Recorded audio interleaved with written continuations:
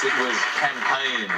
Now, David, you left us with a very intriguing riddle at the beginning of the program, particularly the final ingredient, chocolate eclair. Oh, sorry to do that to you. You're going to have to solve it for us now. Okay, well, let's step through those 4 ingredients, if you like. The first is Harry Potter. Now, the boy wizard is well known for having a lightning scar on his forehead.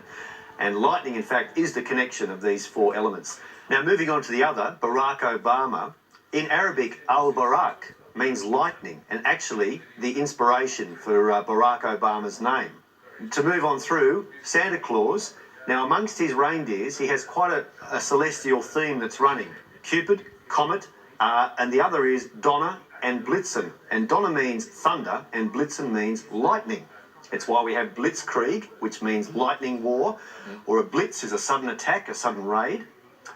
Chocolate eclair, can you guess? Eclair, I'm assuming eclair, lightning, strong connection. Give the man a cake. It's actually, eclair means literally lightning. And the cake was named lightning because it is long and light and quite sort of bright coloured. Although another theory, and I have to say, David, that there is nothing less lightning-like that I can think of than a chocolate eclair. But consider the cream, which often has a zigzag pattern running down the middle of it. At least I knew you'd have an answer. That's my theory anyway. All right, so the lightning runs through them all is the answer to the that's right. In fact, there's a lovely definition in Johnson's dictionary, one of the first English dictionaries, and the definition for eclair is long in shape, short in duration. Very nice indeed. Thank you, David. It is time to have a look at our scores and absolute level pegging, Peter and Christopher on 13 each, as we head into our 3rd letter game of the night. And Christopher, what do you fancy this time? Okay, Richard, I'll have a consonant, please, Lily. Thanks, Christopher. Let's start with an N. And another consonant. T. And another consonant. L. And a vowel now, please. O. And another vowel.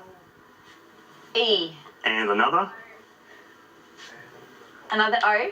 A consonant. M. Another consonant. R. And finally a vowel. And last letter, A. Thanks, Lily. Time starts now.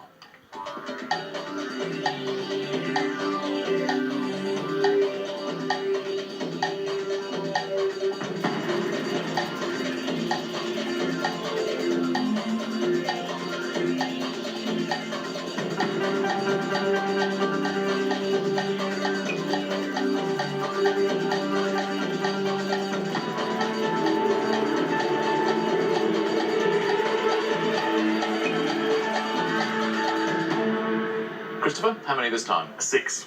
Peter? 7. 7. Well, let's hear your 6 first, Christopher. Looter. And Peter, your 7? Tremolo, Richard. Tremolo. Very interesting. Nice little musical flavour. Lovely. Beautiful word, Peter. Great 7, tremolo. It's that vibrating effect that you can give to your voice or an instrument may possess. And the 8 that I found actually was a very difficult 8 to find because it is a combination or a compound word, the hardest to find of the lot, and it's anteroom. A-N-T-E-R-O-O-M for a possible 8. Now, why is it that combination words are hard to find? What is it that makes them difficult? Well, I have a cluster theory when I'm putting down letters, and I look for things like ED, ING, ER as things to put before or after possible words. But when that does not occur, you need to rely on the sorts of words like raindrop or starboard or those sorts of things, and anteroom is a classic example. You're looking for the ATE pattern, it's not there. A compound is lurking instead. Well done, David. Thank you. So, 7 points for Peter, 13 total for Christopher now. Peter is on 20. Let's move to our next letter game for tonight. And, Peter, what would you like to choose this time, please? Lily, could I start with a consonant, please? You could. Thanks, Peter. Let's start with an S. And a vowel. O. And a vowel. E. And a consonant. Z. Oh. And a consonant. N. And a vowel. E. And a consonant. C. And a vowel.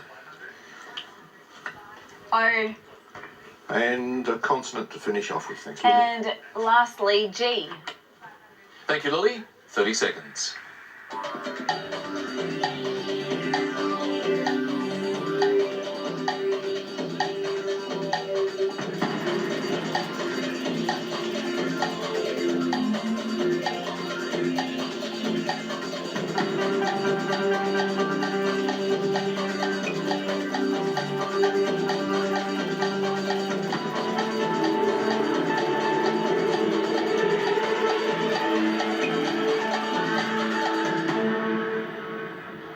how did you go? How many?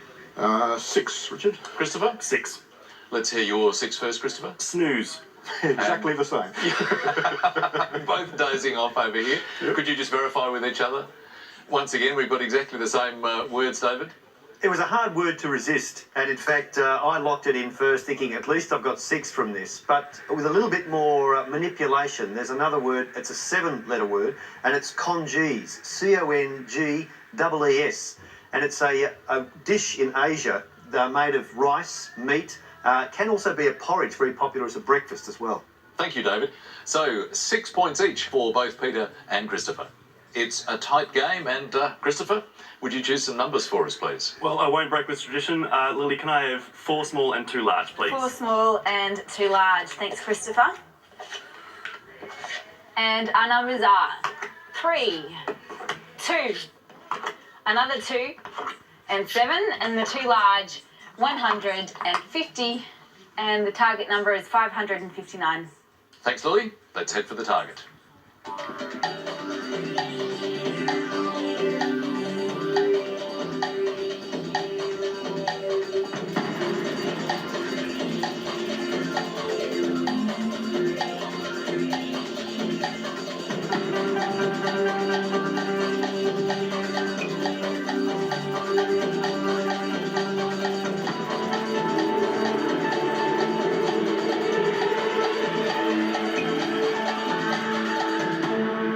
Well, Christopher, you stuck with tradition, and I suspect it paid off. It did. I got 559. What about you, Peter? I did too.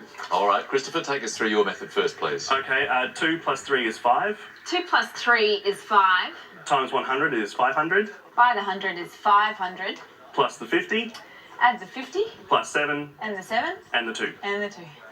559. Very nicely done, Christopher. And Peter, was your method the same? Exactly. If you could just verify with each other that that was the case. And Lily, would you have done it any differently? I did it the same. It's interesting, Christopher referred to that as being the traditional choice, Yeah. 4 smalls and 2 large. Yeah. If you were able to just make a choice, what would your preferred combination be? Well, actually, Richard, in the beginning, this was my favourite combination: 2 large and 4 small. But this is so passé now, so I like 3 large and 3 small.